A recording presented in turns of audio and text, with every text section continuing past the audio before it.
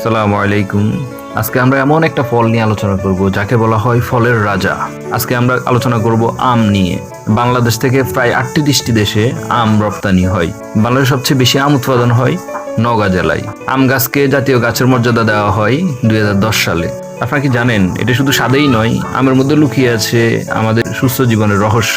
আমে থাকে vitamin A, vitamin C, vitamin D. এছাড়াও এতে আরও থাকে ফাইবার, অ্যান্টিঅক্সিডেন্ট।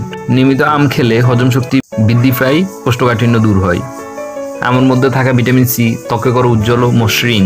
আমে থাকা পটাশিয়াম রক্তচাপ নিয়ন্ত্রণে সাহায্য করে, যা হৃদরোগের ঝুঁকি কমায়। এটি খারাপ কোলেস্টেরল কমাতে সহায়ক ভূমিকা রাখে। এছাড়াও আমের অ্যান্টিঅক্সিডেন্ট উপাদান শরীরের কোষকে ক্ষতির হাত থেকে রক্ষা করে, বার্ধক্য রোধ করে। তাই প্রতিদিনের খাদ্য তালিকায় আম যোগ করুন। আমে থাকা ভিটামিন সি রোগ প্রতিরোধ ক্ষমতা বাড়াতে সহায়ক। এটি শরীরকে বিভিন্ন সংক্রমণ থেকে রক্ষা করে। নিয়মিত আম খেলে আপনার শরীর থাকবে সতেজ ও শক্তিশালী। আম শুধু একটি ফল নয়, এটি সুস্থ জীবনের বন্ধু। আমের মতোই আমরা সবাই অনন্য। প্রতিটি আমের আলাদা স্বাদ, আলাদা গুণ, ঠিক আমাদের মতো।